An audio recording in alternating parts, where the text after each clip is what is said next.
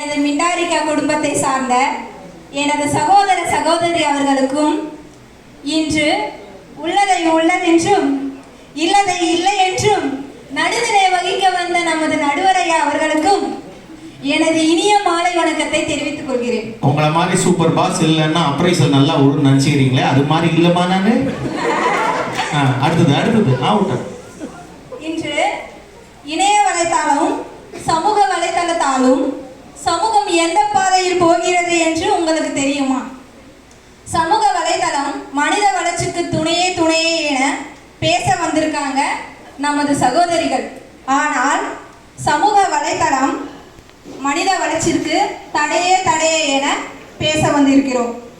ஒரு விஷயம் எடுத்துக்கிட்டீங்கன்னா, நம்ம சகோதரி சொன்னாங்க என்னென்னு, கொரோனா டைமில் வீட்டில் இருக்கும்போது விவசாயத்துக்கும் சரி மற்ற விஷயத்துக்கும் சரி சோஷியல் மீடியா நம்மளுக்கு உதவியாக இருந்தது, அதில் நிறைய விஷயம் தெரிஞ்சுக்கிட்டோன்ட்டு.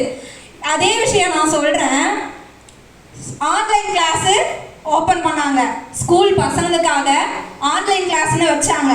ஸ்கூல் போக முடியல, அதனால ஆன்லைன் கிளாஸ் வச்சாங்க. அந்த ஆன்லைன் கிளாஸை ஓப்பன் பண்ண அனைத்து பசங்களுமே அதை அட்டன் பண்ணியிருப்பாங்களா? நீங்கள் ஒருவரில் யாரா ஒருத்தர் சொல்லுங்க. இங்க அனைத்து பேர்ல இவ்வளவு பேர் இருக்கீங்க, யாரா ஒருத்தர் சொல்லுங்க. போட்டு தூக்கிடுவோமா நாங்க? தெரியாதா? இப்போ ஃபர்ஸ்ட்லாம் வந்துட்டு கரடி ஆட்டம் கத்தனாலும் கூட, ஸ்கூல்ல கண்ணெதிர உட்கார வச்சுட்டு கரடி ஆட்டம் கத்தனா கூட ஃபர்ஸ்ட் பேட்ச்ல இருக்கிற 3 பேரும் தூங்கின காலம் உங்க காலம். இப்போ ஆன்லைன் கிளாஸை உட்கார வச்சுட்டு ஒன்னு வீடியோ இருந்தா ஆடியோ இருக்காது, ஆடியோ இருந்தா மீடியா இருக்காது. இது ரெண்டுமே இருந்தா உட்காந்து இந்த பசங்களை காணும் சார். இப்போ இருக்க ஆன்லைன் கிளாஸ் சோஷியல் மீடியா எந்த அளவுக்கு உதவுதுன்னு தெரியுதா? உங்களுக்கு நல்லாவே தெரிஞ்சிருக்கும். இன்னொரு இருக்கு சார், சோஷியல் மீடியால நம்மளுடைய பிரதர்ஸ் இப்போ சிஸ்டர்ஸும் கூட பப்ஜின்னு ஒரு கேம் எடுத்து விளையாடுறாங்க. அவங்களுடைய டைமை ஸ்பெண்ட் பண்ணி பப்ஜி கேம் விளையாடுறாங்க. அந்த கேமுக்கு சொல்றேன் ஒரு 2 லைன்ஸ் தான். ஏ உயிரை பறிக்க எம்முங்க, ப்ளூ வேல் எம்முங்க, செல்போனில் ஏற்றிக்கிட்டு மாட்டிக்கிச்சு மாமுங்க.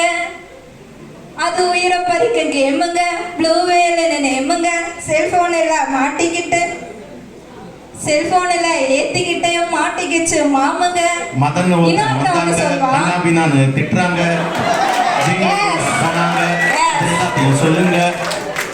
இன்னொருத்தவங்க வந்து சொல்லுவான், இது 4 பேர் கேமு, பப்ஜின்னு நேமு. இது 4 பேர் கேமு, பப்ஜின்னு நேமு. டீம் போட்டு வின் பண்ணுனா சிக்கன் டின்னர் மாமன். எங்க சார் அங்க சிக்கன் டின்னர் சாப்பிட முடியும்? சொல்லுங்க. ஒரு கூட்டணி போட்டு கேம முடிச்சா நான் சிக்கன் டின்னர் சாப்பிட்ட மாமன்னு ஸ்டேட்டஸ் வைக்கிறாங்க. நேர்ல போயிட்டு சாப்பிட முடியுமா? நம்ம சிஸ்டர் சொன்னாங்க, பூ எந்த பூவுல தேன் இருக்குன்னு தேட வந்திருக்கோம் அப்படின்னு சொல்லிட்டு. அந்த பூவுல தேன் இருக்குன்னு நீங்க பறிக்காம விடுறீங்களா, இல்ல பூவுல தேன் இருக்குன்னு அதை நீங்க சாப்பிட்டு தான் கொள்றீங்களா? சொல்லுங்க சிஸ்டர். என்னோட கேள்விக்கு பதில் இருந்தா சொல்லுங்க. இன்னொன்னு, சோ சிஸ்டரிடம் பதில் இல்லைன்னு நினைக்கிறேன். அவங்க அப்புறம் தான் பதில் சொல்லுவாங்க, உடனே பதில் எதிர்பார்க்க முடியாது. யோசிங்க. நான் ஒரே ஒரு 2 லைன் சொல்லி என்னோட கருத்தை முடிச்சுக்கிறேன். சமூக வலைத்தளத்தை பற்றி தான். சமூக வலைத்தளம் பாதிக்கப்படுகிறது அனைத்து மக்களின் நல் மனம். இது ஒரு கள்ளிக்காட்டு இதிகாசம். அழிக்கப்படுகிறது நல்லவர்களின் நற்குணம். இனி வேண்டாம் சிக்கிக்கொள்ளும் சீர்குலைந்த இந்த வலைத்தளம். இது லாஸ்டா ஒன்று சொல்லிக்கிறேன். சிக்கிக்கொள்ளும் சீர்குலைந்த இந்த வலைத்தளம் எதுக்குன்னா, எல்லாரும் பார்த்துருப்போம் போன்ல டிக்டாக்னு ஒரு ஆப் வந்தது. அதுல எவ்வளவு ஆபாசமான வீடியோக்கள். அதனால நல்லா இருக்க பெண்களும் கூட, நல்லாவே இருக்க பெண்களும் கூட பெண்கள் என்ற மரியாதையை இழக்க வச்சாங்க டிக்டாக் மூலியமா.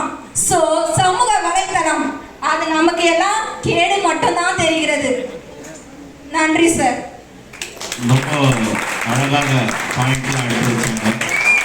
பாராட்டுகள்.